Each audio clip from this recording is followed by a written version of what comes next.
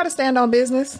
Yes. And setting boundaries is more for you than it is for the other person. Right. I had to learn that. Do you have any instances that you can recall where you felt like you had to people please as a mother? That's a great question. Hey everyone, welcome back to the Mother Daughter Mixtape, where we talk everything love, life, and lessons learned along the way. My name is Jada. And my name is Charmaine. And welcome to our podcast. In today's episode, we are talking about people pleasing and what it looks like to operate in a scarcity mindset. I think this conversation is very important because as someone who is a certified people pleaser, Former over here. I love that for you. But I know that everyone can relate in some kind of way when it comes to people pleasing. Yeah. So I think that this is going to be a great conversation. We'll discuss what people pleasing looks like in every relationship, how to set boundaries, and how to not operate in a scarcity mindset. So grab some sweet potato pie, get comfy, and let's hit play on today's episode. Boom.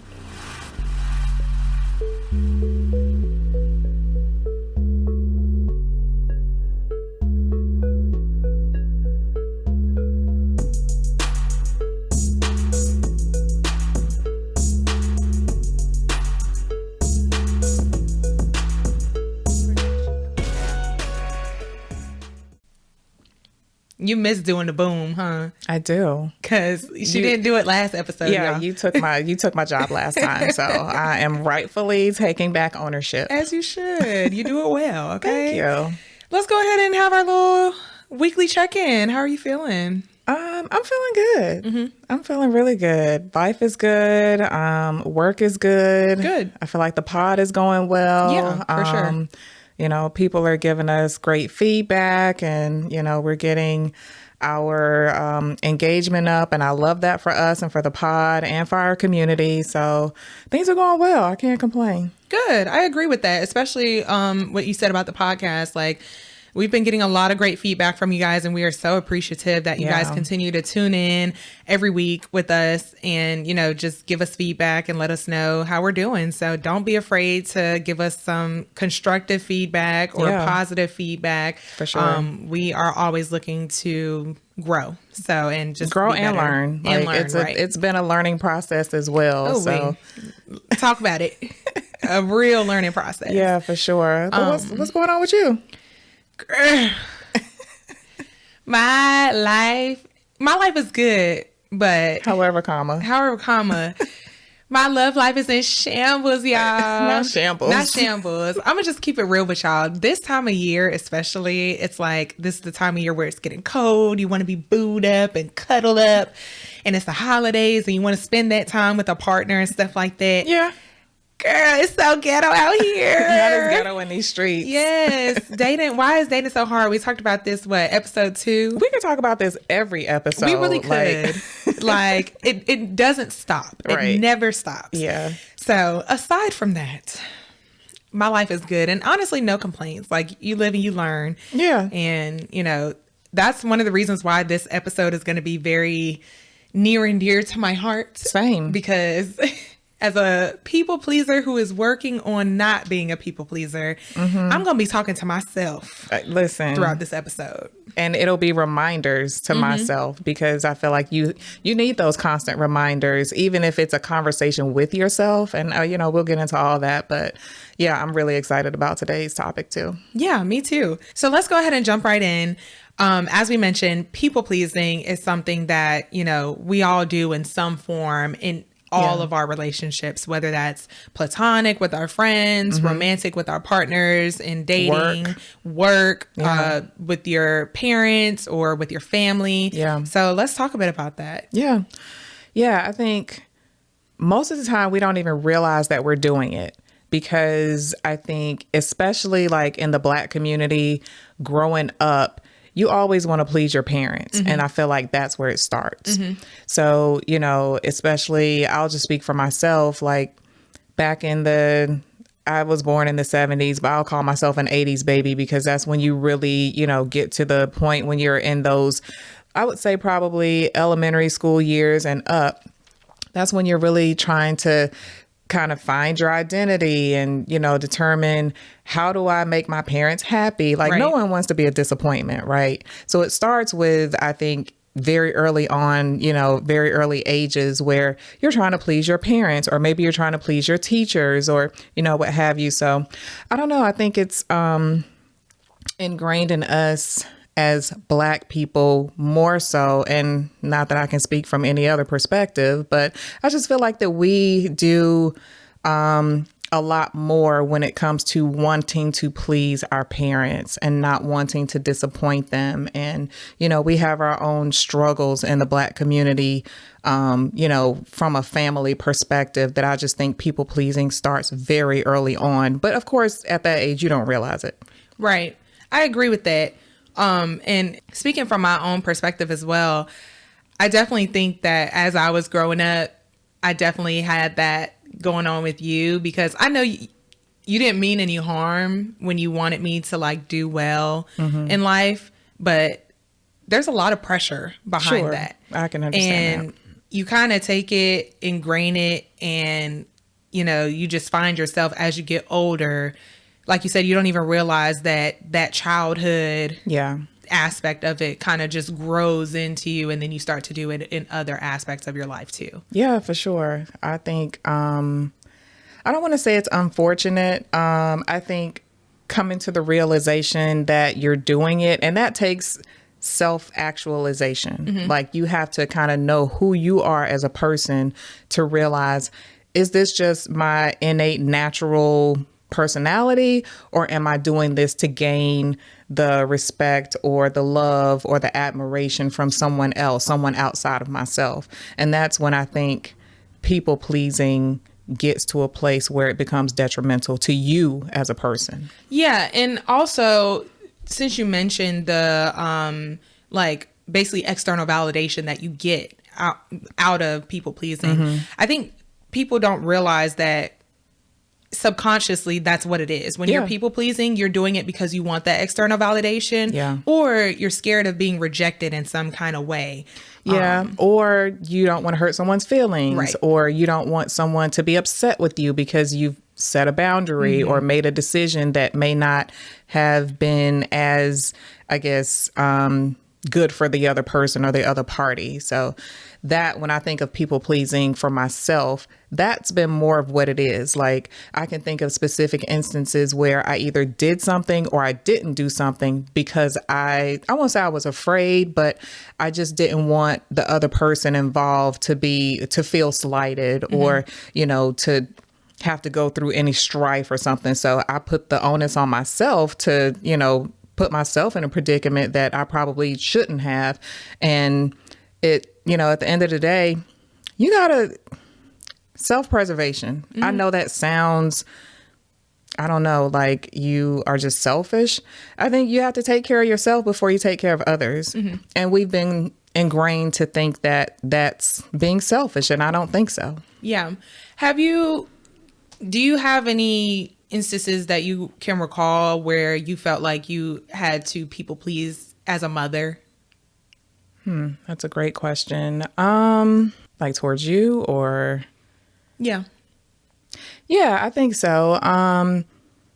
Specifically, probably more so in your late teen years.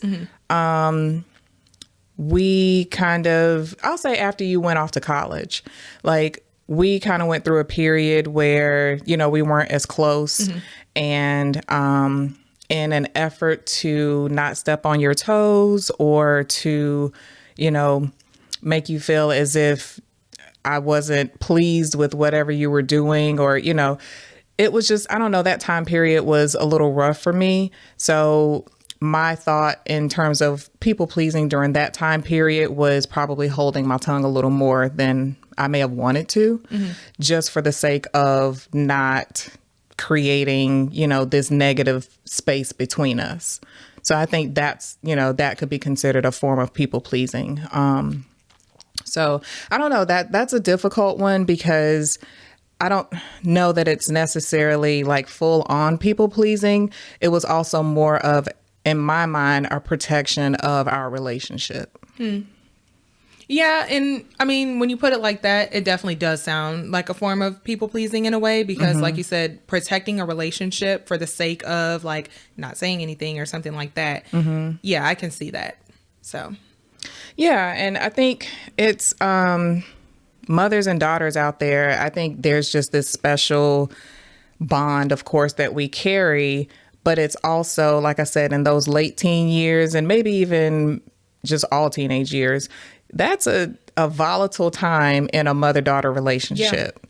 And maybe I'm sure there's some people pleasing, like it goes both ways. Like you said, you know, there were times that maybe you felt like you didn't want to disappoint me or things like that. And there were times where I felt like I didn't want to harp on something.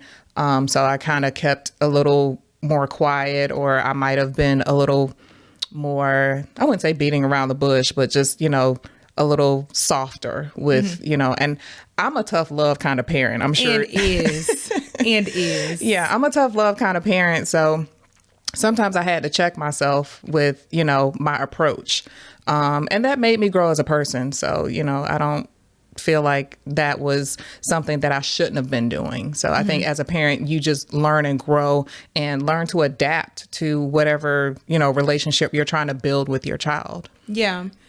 Something else I wanted to talk a bit about, I saw a TikTok video with Mel Robbins, who is an author, podcaster, amazing. Yes, I love her. Amazing person. But she brought on Dr. Gabor Mate, who is an author, a speaker, very wise man. And basically he talked a bit about 80% of all autoimmune diseases happen to women. And especially as a mother, I can foresee that we take on a lot of that. The stress. Exactly. Yeah. I mean, just being a parent, period, is stressful. You know, there are things that, you know, you can do to try and mitigate that, but just parenting in and of itself is stressful. And even if you're not a parent, as a woman, you tend to be a nurturer, and you tend to find yourself taking on other people's emotions, and, you know, you put yourself and how you feel and your own emotions and things like that on the back end, just to make sure that other people are doing well. I think for sure women do that more naturally than men. So all you aunties out there, you know, those who may not have children, or your cousins, sisters, just from a female perspective, we do tend to take on the brunt of raising the family, you know, the kids, the sisters, you know, you got the big sisters who, you know, they're helping with the little kids. And, you know, we do tend to take on a lot of I don't want to continue to say stress, but just a lot of the onus of the family itself, and making sure the family is good, like from generational perspectives, you know, like, we tend to think of men as providers, and they're going to be the ones who are mainly taking care of things outside the home. And then the women, like you said, are more so the nurturers, and we're taking care of things inside the home. But let me just say, I could not be a stay-at-home mom. Like, I've thought about, like, when you were younger, like if I ever wanted to be there is no way even if I had a husband that paid every ounce of bill I ever had, I don't think it's for me. Like, kudos to you stay-at-home moms. Like, I couldn't do it. Like, I just couldn't do it. So, and I wonder if women, and if there are any stay-at-home moms who are out there listening to this episode, let me know. I wonder if stay-at-home moms take on more stress versus a woman who works, goes to work, you know, things like somebody that. Should do a study. There might be some out there. I researched that beforehand. That's a very good question. Yeah. Going back to Dr. Mate's, I don't know if it was a study or whatever it was, but he specified there were 4 specific characteristics that he noticed within these people who were getting these autoimmune diseases. They, 1, tended to put others' emotional needs before their own. 2, tended to identify with duty, role, and responsibility rather than the needs of their self. 3, they tended to be very nice, which means they tended to repress healthy anger. And 4, they tended to believe they were responsible for how other people felt and that they were to never disappoint anybody. That is like the textbook definition of A people pleaser. Yes. Mm-hmm. When I read through that, I'm like, yep, I've done that. Yep, I've done that. Yeah. And I can recall like very specific instances where I've done each of these things. Mm-hmm. Gosh, it's just so interesting how you don't even know and realize that you're being a people pleaser until you get tired. Yeah. That's when it was for me that I was like, wait a minute. All the thing, and I'm not saying you can't be nice to people, that you can't do things for other people. Continue to do that. Continue to be yourself if that's your natural self, your personality. But you can't put yourself in second place all the time. Right. That's kind of when I think of being a people pleaser, that for me is like the epitome of how I describe, you know, how it was for me being a people pleaser. Like literally I would, like I said, do or not do something for the sake of someone not being upset with me or, you know, not having to have a difficult conversation or, you know, it can be, I can name, you know, instance and example after example, but it all boils down to just not wanting to, you know, be at the place where people either don't like you, people don't like something that you did, disappointing people. And I think we just have to realize that comes with life. Right. And I'm glad you mentioned that because every person that you meet is going to have a different perception of you. For sure. In life, period. Like there are people that view you and probably think that you're the quietest person in the world. Somebody else might view her and think she talk way too much.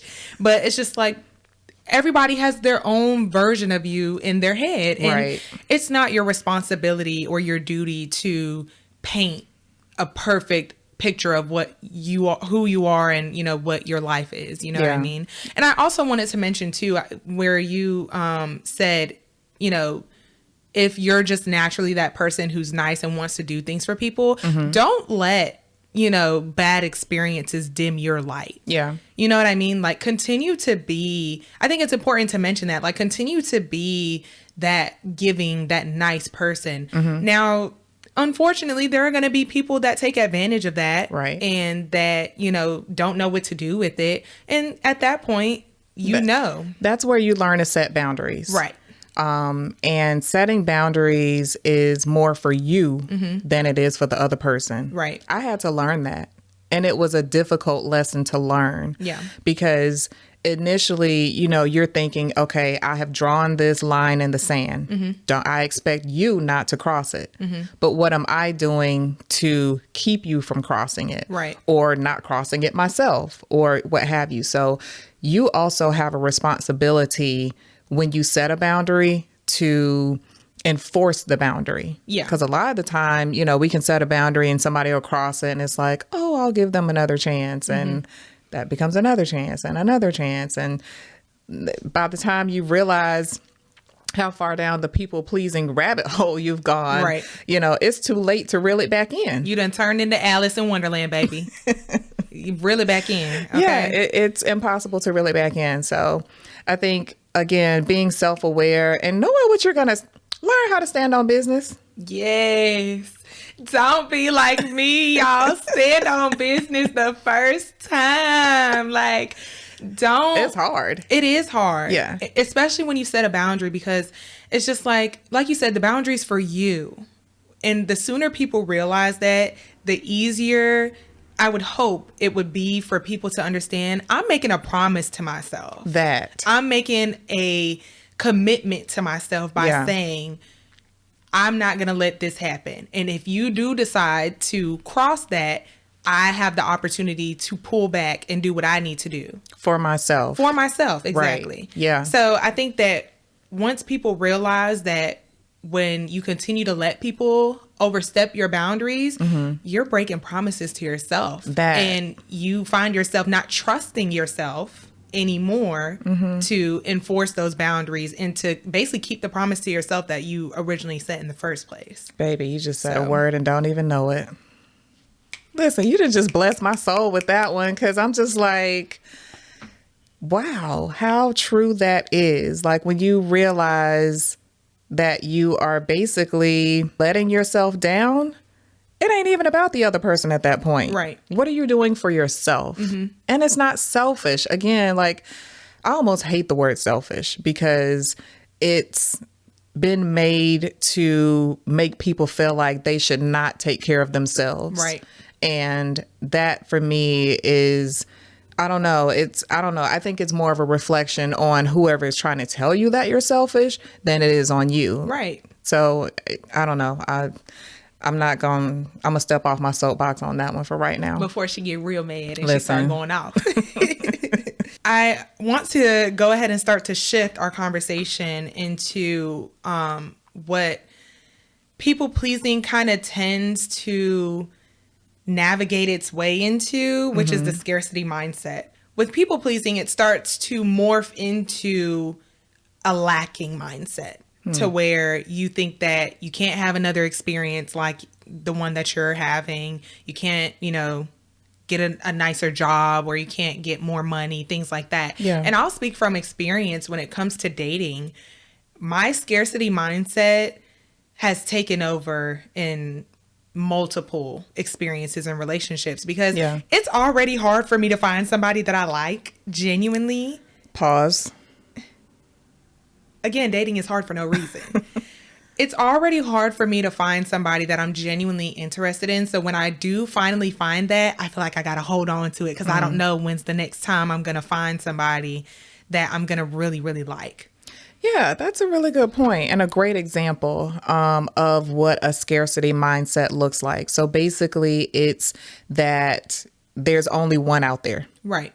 And you're never going to run across another one of whatever that is, whether it's a man, a job, I don't know, a car, like whatever that one thing is that you so desire and that you want to have in some form or fashion. When you have that mindset that there is a limit to what's available to you. Right. Right. It creates this mindset, like you said, that, okay, I got a little piece of it. Let me get a little more, or let me hang on to what I have, even though it might be like not in your best interest. And I think that can create really bad habits from a standpoint of, again, people pleasing, because then you start to say and do things that you think that person, from a dating perspective, that person wants to hear, or doing things that, it's like, oh, well, if I do this, maybe they'll like me more, or, and that can put you in a really compromising position. Yeah. And it can put you in a place where you don't even want to be your authentic self because you're scared it might push them away or they might not like you as much anymore. So yeah, it's a very, like you said, tricky and just uncomfortable thing, because from the scarcity aspect, it's like, again, you think that you're never going to come across it again. And it's like, that you've experienced in the past, okay, this one person came, it might have been a year ago. Yeah. It might have been 6 months ago. It might have been a while ago, but you have to keep in mind, like, life doesn't stop just because that person didn't work out or that opportunity didn't work out. You will come across. And something that I have here written down is there's more than enough for everyone. Yeah. Money. There's 8 billion people on this planet. Please. Like, you know what? The interesting, when you just said that, it just made me think about like us starting this podcast. When people start like new endeavors, basically, you have this mindset, well, someone else is already doing it. Right. And, no one's going to want to see yet another person doing X, Y, and Z, whatever that thing is. But like you said, there's always going to be an opportunity. There's more than enough for everyone. Right. And you're going to have your own spin, your own take on whatever that thing is. You are going to morph as a person, your personality, your priorities, all those things kind of shift as you go through life. Right. So I think it's important to just remember that it's not the end, basically. You know, it's not the end. It never is. Not until the last day that you take your last breath. You still have the opportunity to meet the perfect person, to have the perfect job, start the perfect podcast, right? So I don't know. It's not the end. Yeah. And going back to what you said about, you know, podcasting and, you know, wondering if anybody will listen and things like that. Everybody is not for everybody. And even as a mother-daughter duo, even if there were another mother-daughter duo doing something similar, they ain't doing it like us. Okay. And our audience and their audience might look slightly different. Yeah. And that's okay. You know, people are going to find you and they're going to find a community within you no matter what you do. Yeah. There's at least one person out there that's going to support you, listen to you, whatever. And we thank you. No matter what it is. So I say that to say, for anyone who's looking to start a business, start creating content on TikTok, I know so many people think that it's oversaturated and, you know, there's not room. I mean, we've had those thoughts. Yeah. You know, so there's so much more money out there to be paid. Like, I think people think that, oh, there's so many people that do X, Y, and Z and makeup and with brands and they do this. Girl, them brands is billion-dollar corporations. You better go get you a check. For sure. Okay. There's plenty of money. There's plenty of opportunities for everybody. Even if 50% of the population, and this is just over exaggerating. That's the thing too. You know how many people that want to do stuff but don't do it in the first place, or they don't have the gumption to start to do the research or whatever to even get stuff done. There's plenty of people thinking about it, but how many people actually do it? Scarcity mindset. Exactly. So it's just like there's plenty of everything out in the world for you to do what you want to do and see success from it. Yeah. It may take some time and it may take some time for you to find your audience and get to a point where, you know, you're seeing the fruits of your labor, but still you never know until you try. Just start. Yeah. So, you know, your path is going to be different than everyone else's. Right. You know? Exactly. So just know that if you are diligent and you stick to, you know, what it is and you're doing it for whatever your purpose is. If your purpose is, I just want to get out and I want to talk and I want people to listen to me. Okay, somebody's going to listen. If your purpose is, I want to make a whole lot of money. Okay, your path is going to be a little bit different. Right. So just understanding like what that looks like for you specifically and not necessarily trying to copycat or, you know, but research and, you know, get tips and tricks and, you know, learn along the way. But it's not always going to be like the easiest thing just because, you know, well, somebody else is doing it. Yeah. And if it were easy, everybody would do it. That part. So find what you're passionate about and take it and run with it. I'm passionate about this one.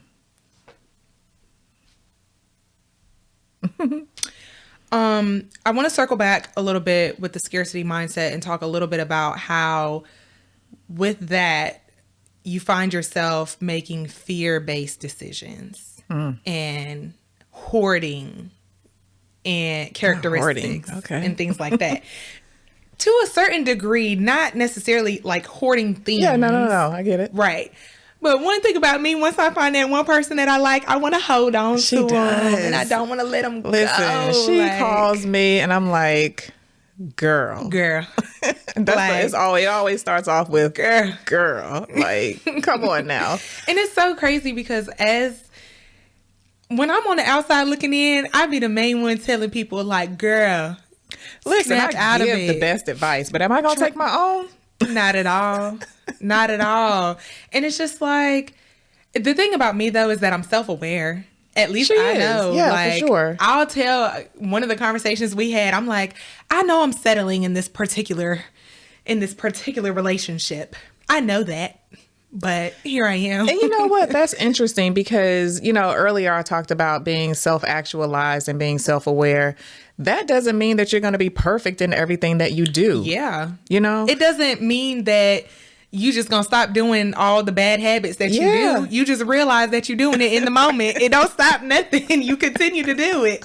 So for the people that wish they had self-awareness, girl, it sounds good. It's a gift and a curse. Right. It sounds good in theory until you beating yourself up about the fact that you didn't stop doing them bad habits in the first place. Yeah. Like you said, it's a blessing and a curse. Yeah. So But that is, I will say, step one. You know, I'm always talking about step one. That is step one, to realize when you need to stop or maybe start doing something, like start setting boundaries, stop being a people pleaser, you know, realizing those things and then implementing and putting like a plan in place. Like, okay, and literally it can be the next time so-and-so calls me, this is how the conversation is going to go. Right. Or maybe I don't even answer the phone, like whatever that looks like, whatever that situation is. But think ahead of time so that you're not having to think in the moment. Because I promise you, when you're trying to like wing it, that's usually when either things go left or you fall back into those patterns and habits that you're familiar with. Facts on facts on facts. Like, she talking to me, y'all. I'm talking to myself too. She's talking to me. Yeah, I just completely agree with you. And I think, again, it's just important to catch it when you can, because you just find yourself making decisions out of anxiousness and fear and like, oh, I shouldn't do this, or I should do this just to make this person happy, or just to, you know what I mean? Yeah. And, you know, sometimes making decisions on the spot, you're making them based on your feelings in that moment. Right. And sometimes you just need to take a step back and just kind of evaluate the situation. That's where the self-awareness comes from. And it's like, well, is this something I really want to do? Or am I just doing it because I want this person to like me, or I want this person to do this one thing for me? So I think it's important to pause.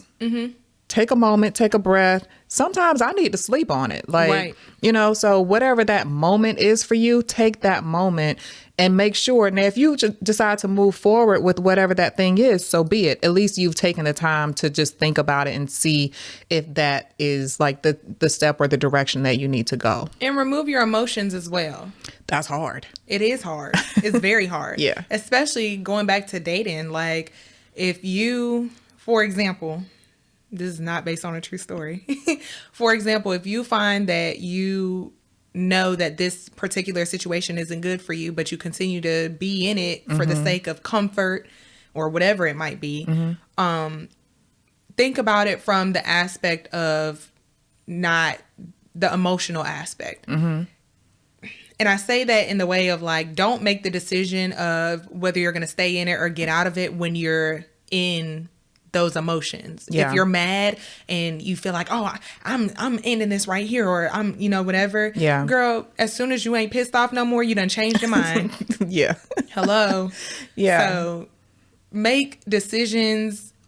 Don't make rash decisions. Yeah. Make decisions once you have a more clear mind. Exactly. And, clarity. yeah. That's what it is. Have clarity. Yeah. So I think it's important to remind yourself, you know, and I'm, you know, reminding others to, like I said, take the moment, sleep on it. You don't understand what a nap will do for you. I promise you. Jill Scott said it best. I believe in a nap. Okay? And do. Okay. And like do. Seriously. So just take that moment to clear your mind. Like you said, clear your mind and just get to a point of not acting only on emotion. I'm not saying take emotion fully out of it, but don't act only on your emotions. Right. Yeah. I agree with that. Any final thoughts before we talk a bit about how to overcome people-pleasing, scarcity mindset, and setting boundaries? Like we started this, this is near and dear to my heart because it's something that, I mean, I would say I'm still currently living. Like maybe I'm not fully out of my people pleasing phase, but I am getting there.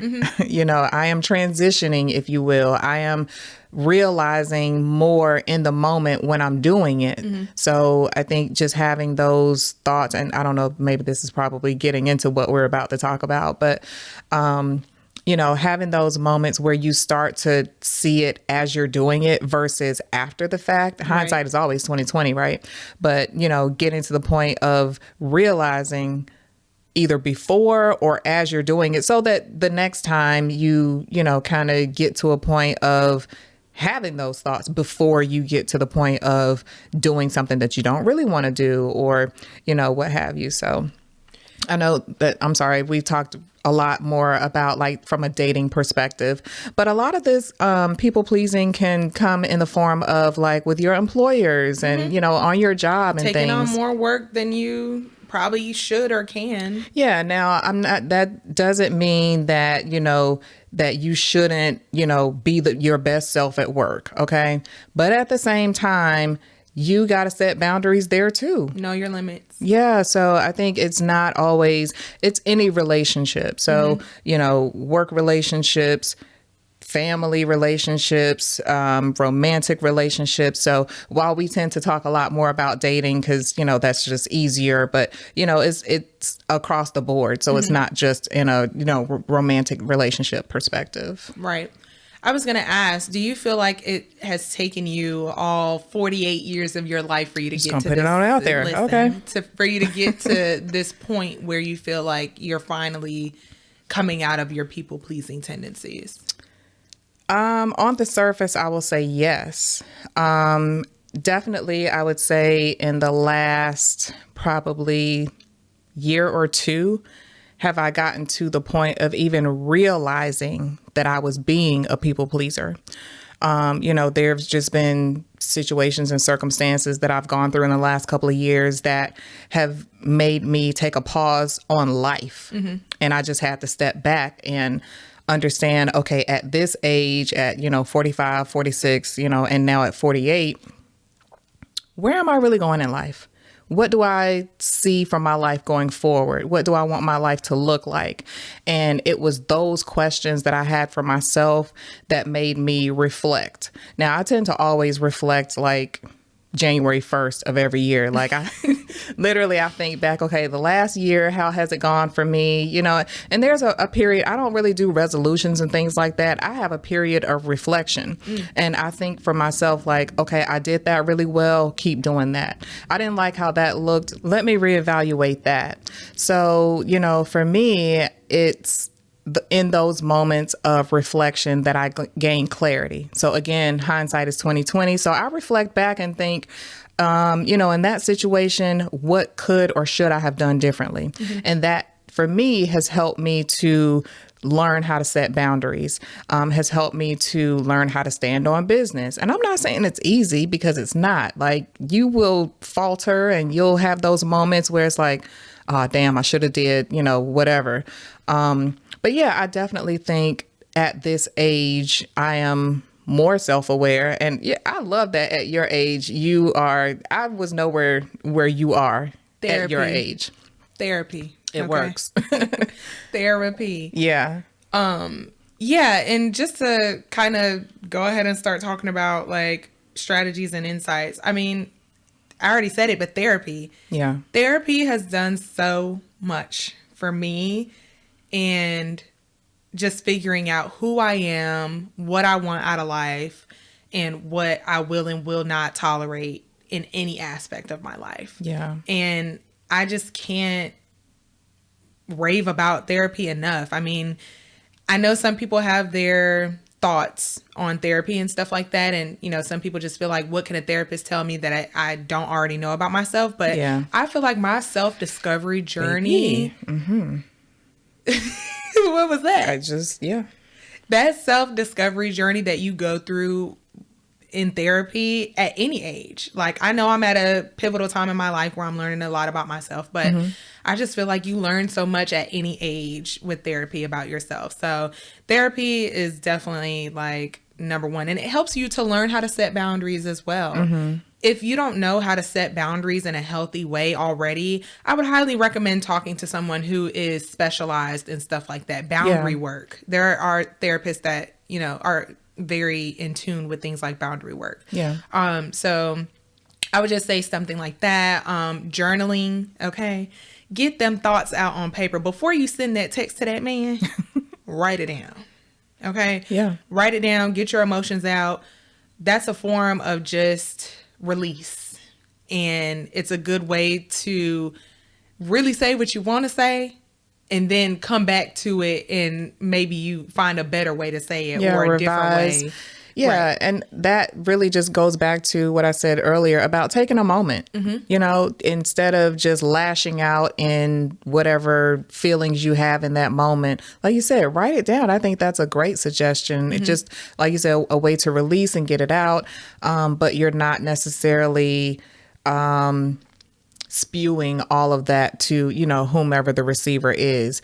And a lot of the time, when you come back and, you know, read or, you know, just kind of revise whatever it is you're trying to say, you know, you've calmed down and you can articulate it in a way that they can receive it. Because basically, a lot of the time, if you come at me sideways, ain't no coming back. These ears gonna close right on up. Like, I'm not gonna hear nothing that you say. So delivery is important. Right. When you're setting boundaries with people, you know, you can't just like attack.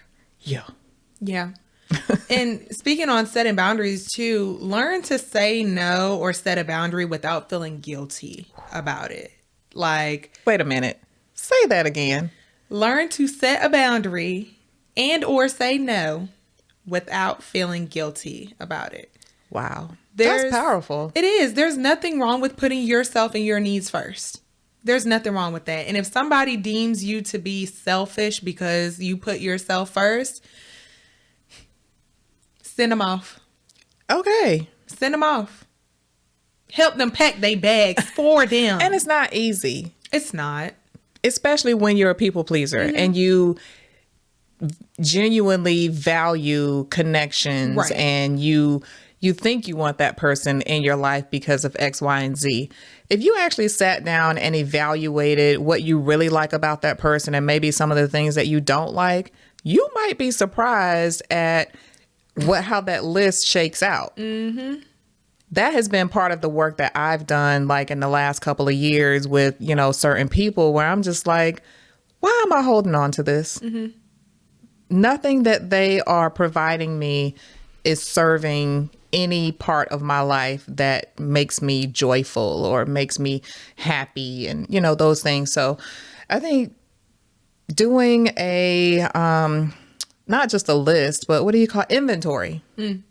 Doing an inventory of your relationships. I promise you, some things are going to shake out and you might not like how it looks in the end. Yeah, that's real. But you have to, I feel like going back to what you just said about inventory, there's nothing wrong with like every couple of years or whatever, you sit down and you just do an audit. Yeah. And audit your inventory. Yeah. And just see how you may need to reevaluate your relationships because you grow, you learn, you become and morph into a new person probably every 5 years if we're being realistic. Yeah. The things that you like are not going to be the same in 5 years. The people that you resonate with may not be the same in 5 years. And that's okay. You outgrow people. And it doesn't necessarily mean that you just like up and put people out of your life.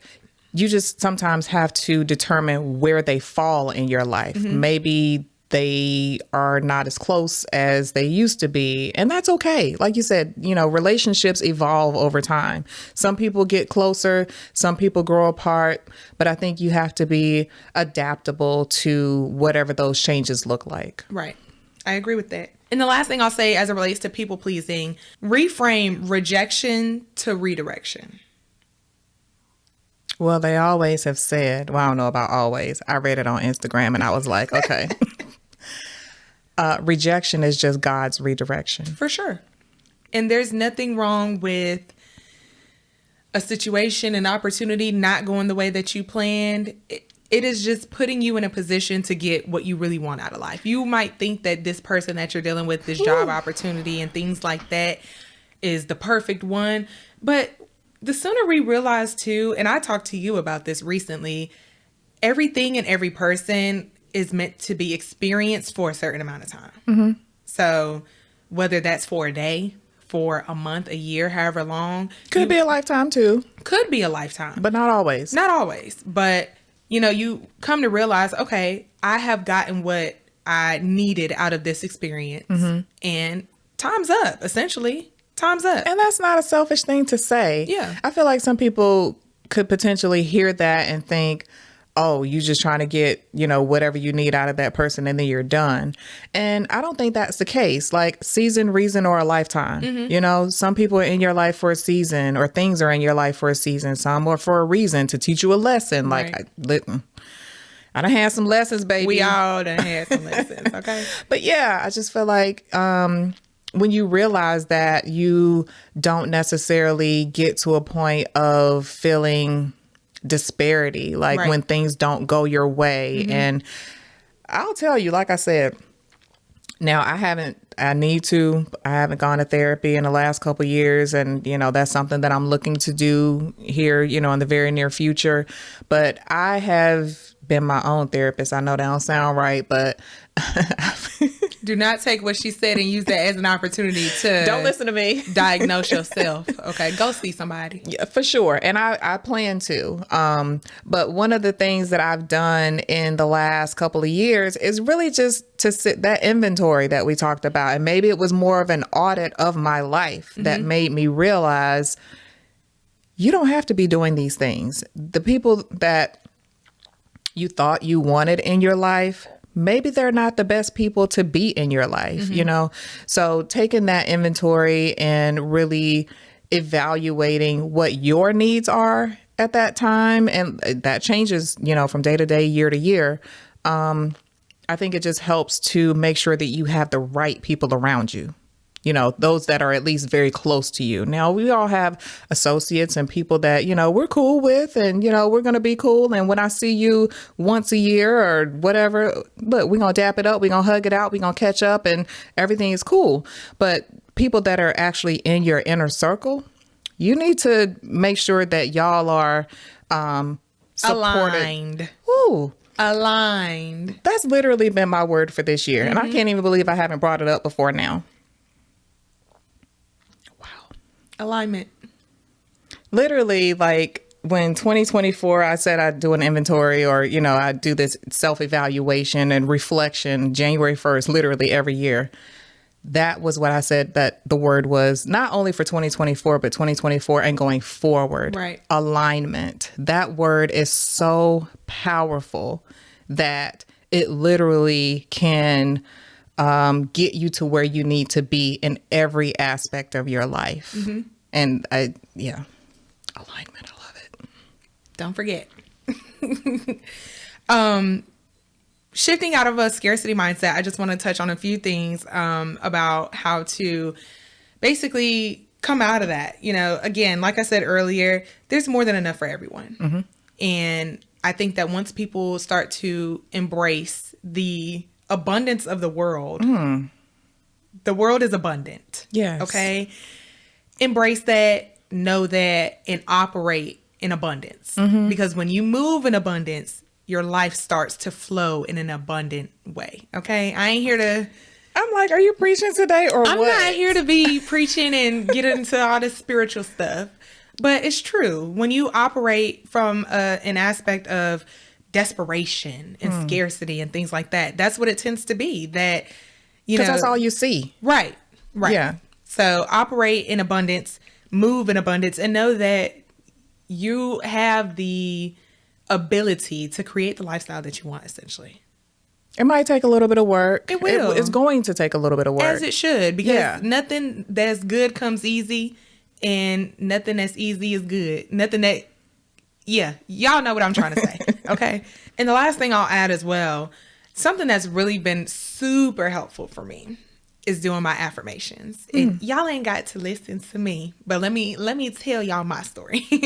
Not too long though, but once I started to really implement doing affirmations in the mirror and really just like saying my I am and I love and I'm this and I'm that, it has done so much for me mentally. And that's what affirmations are. You speak these things repeatedly to yourself daily, however long or whatever, and it rewires your brain to it subconsciously rewires your brain for you to believe that, for you to operate in that and things like that. So one of the affirmations that I've really been sticking to recently is I trust myself to navigate my relationships with wisdom and grace. The trust aspect comes from I struggle with trusting myself. And trusting your decisions. And trusting my decisions yeah. and making the right decisions and standing on those decisions. The other aspect of it with navigating relationships with wisdom and grace, I tend to self-sabotage relationships because whether it's insecurity, not feeling good enough, things like that. So I say that to myself to remind myself in those moments where I get a little emotional or I feel like, you know, I'm not getting what I want out of a relationship, or I'm not showing up in a relationship how the other person wants me to, and vice versa.